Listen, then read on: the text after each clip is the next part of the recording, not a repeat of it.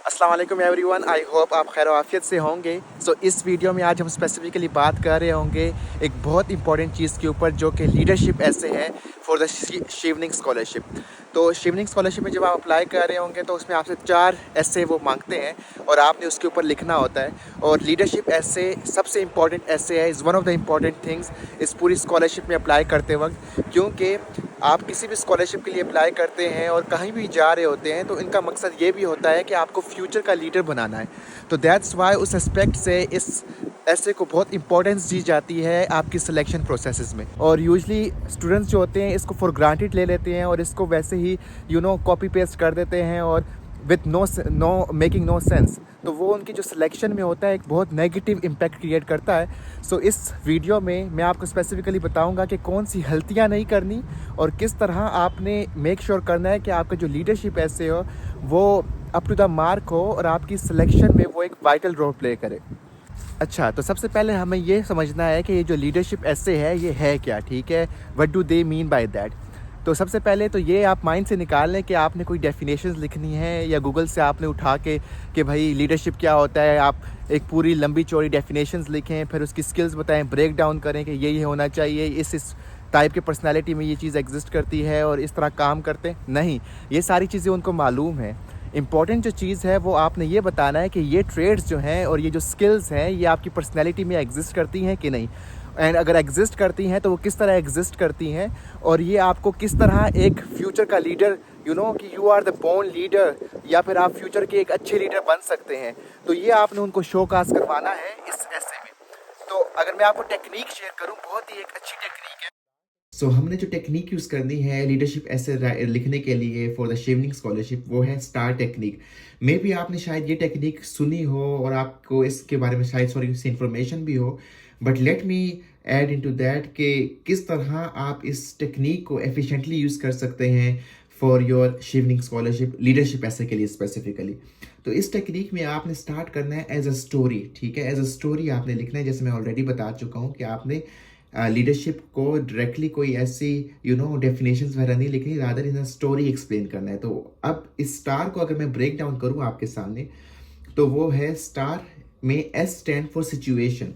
अब सिचुएशन में आपने ये एक्सप्लेन करना है कि लेट्स से कोई डिज़ास्टर हुआ या फिर आपकी कोई प्रॉब्लम अराइज हुई या कम्युनिटी में कोई इशू था, मे बी चाइल्ड एब्यूज़ का इशू हो, मे बी एजुकेशन का मसला हो, मे बी राशन का मसला हो, कोई भी इस तरह की इश्यूज़ हो या फ्लड आया हो या फिर अर्थक्वेक का प्रॉब्लम हो, कोई डिज़ास्टर हो नेचुरल, तो आपने वो इशू पॉइंट आउट करना है और वो देखना है इस तरह इशू पॉइंट आउट करना है और आपने देखना है कि वो एक बड़े लेवल पे इशू हो, लाइक ऐसा ना हो कि आपकी घरेलू मसला हो, नहीं, बट आपका थोड़ा सा कम्युनिटी लेवल पे वो इशू हो। और इस तरह आपने 3 इश्यूज़ को अपने पॉइंट आउट कर लेने हैं, ठीक है। तकरीबन आपने कोशिश करनी है कि 3 स्टोरियाँ आप बनाएं और उसमें फिर हम बेस्ट स्टोरी सिलेक्ट करेंगे। तो आपने इस तरह 3 इश्यूज़ देख लिए, ठीक है। So the next step is कि आपने टास्क, अब वो इश्यू तो है, अब उसके अंदर करना क्या है। अब बहुत से इश्यू ऐसे होते हैं जिसमें आप कुछ कर नहीं सकते, लेट्स से इन्फ्लेशन, आप क्या कर सकते हैं, नहीं कर सकते, राइट। आप इन्फ्लेशन को कम थोड़ी नहीं कर सकते, राइट।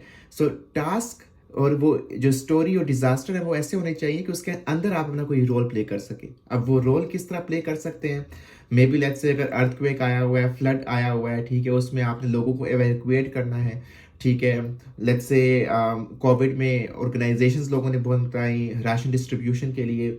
इस तरह आप स्कूल में आप जाके बच्चों को पढ़ा सकते हैं, गवर्नमेंट स्कूल में, वहाँ पे अगर एजुकेशन सही नहीं है ऑर्फनेजेस को खोल सकते हैं या ऑर्फनेजेस में कंट्रीब्यूट कर सकते हैं। कोई भी ऐसा जो टास्क है ना जो आप कर सकते हो या आपको लगता है कि you can actually provide your services in, और वो काम क्या है जिसके अंदर आप प्रोवाइड कर सकते हैं, तो वो आपने सारे पॉइंट आउट करने हैं विद दी स्टोरीज। अब जो तीसरा पॉइंट है वो है एक्शन। अब आपने किया क्या, पहले आपने देखा मसला क्या है, दूसरा आपने देखा काम क्या करना है, तीसरा फिर आपने क्या किया ना। स्पेसिफिकली इसमें आपके ऊपर ये सारा कुछ रिलायबिलिटी आएगी। आप कॉन्फिडेंटली बोलें कि okay I initiated an organization जो कि लेट्स से उसने कम्युनिटी में लेट्स से राशन डिस्ट्रीब्यूट किया, और लेट्स से आपने एक रेस्क्यू टीम में कंट्रीब्यूट किया, आपने इवैक्यूएशन की लोगों की may be from the flood warning areas और इस तरह की चीज़ें, या फिर आप एक स्कूल जाते थे वहाँ पे बच्चों को पढ़ाते थे, समथिंग लाइक दैट, कि आपने क्या किया। अब उसके बाद जो आएगा वो है रिजल्ट। अब ये रिजल्ट बहुत इंपॉर्टेंट है, इसमें आपने नंबर की बेसिस पे बात करनी है, जो मैं आपको बता रहा हूँ, ताकि उनको पता लगे कि ग्रेविटी क्या थी आपकी काम करने की।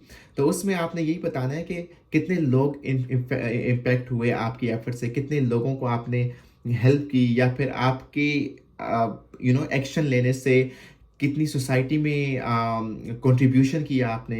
लेट्स से आपने अगर राशन बांटा, ओके, कितने लोगों को राशन बांटा, कितने लोग कितने हफ्तों तक आपका राशन कंज्यूम करते रहे, कितने परसेंट आपने बच्चों की लाइफ चेंज की या ऑर्फनेजेस में गए, इम्पैक्ट क्या था। तो ये हमेशा कोशिश करनी है आपने इसको एज अ नंबर की बेस पे बात करें, because that actually matters more, और वो ज़रा वैल्यूएबल होता है। एंड द लास्ट, अगर मैं आपको एक स्टोरी जनरली बता के दूं कि किस तरह वो आप बता सकते हैं, तो वो लेट्स से फ्लड वार्निंग, ठीक है, आती है, और उसके बाद फिर एवेक्यूएशन होती है। आप एग्जांपल इसलिए दे रहा हूँ ताकि आपको आइडिया हो कि किस तरह लिंकेज बनानी है। फ्लड वार्निंग हुई, आप टास्क ये था एवेक्यूएट करना था लोगों को रीजन से। ऑब्वियसली आपको पता है गवर्नमेंट भी हेल्प करती है, बट ऑन अ गवर्नमेंट इतनी रिसोर्सेज नहीं होते, तो लोग भी जो होते हैं, ऑर्गेनाइजेशंस भी कंट्रीब्यूट कर रही होती हैं। तो उसमें आपने क्या किया कि आपने एक क्विक रिस्पॉन्स टीम जो है, रेस्क्यू टीम, वो ऑर्गेनाइज की, और या उस एक टीम का पार्ट बने। अगर आपने ऑर्गेनाइज की तो that's more showing your leadership skills. और उसमें आपने क्या यूनिक चीज़ की, that will actually matters a more. और आप कई दूर दराज इलाकों में निकल गए और आपने 150 लोगों की हेल्प की। अब ये जो है ना, ये आपने स्टोरी बता दी। अब इसके बाद आपने एक इम्पॉर्टेंट चीज़ है जो बतानी है कि यार इस सारी चीज़ों के बाद ना, ये सारे पॉइंट्स के बाद, ये सारी स्टोरी बताने के बाद आपने सीखा क्या, आपका इस एक्टिविटी का आपकी लाइफ में क्या इम्पैक्ट हुआ, ठीक है, और आपका विजन कितना ब्रॉड हुआ। ऑब्वियसली दीज आर कि आप एक काम करते हो और उसका कोई आपको मीनिंगफुल इम्पैक्ट नजर आता है, so you want to contribute more and more, और बड़े लेवल पे करना चाहते हो। सो आपने ये बताना है। अब ये ज़रूरी नहीं है कि ये रेस्क्यू में हो या फिर आपका कम्युनिटी वर्क से रिलेटेड हो, it can be in other sector as well.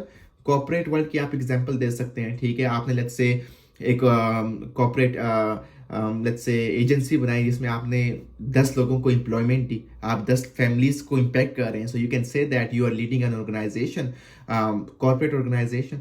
It can be anything that actually shows that you are the decision maker, you are the you are able to take care of the team, and आप अच्छे तरीके से लोगों के साथ लेके चल सकते हैं, आपका विजन क्लियर है, what you want to do. So ये जो सारी क्वालिटीज़ है ना, अगर वो आपकी शो कर रही है किसी भी रोल में, सो आपने इसे मेंशन करनी है।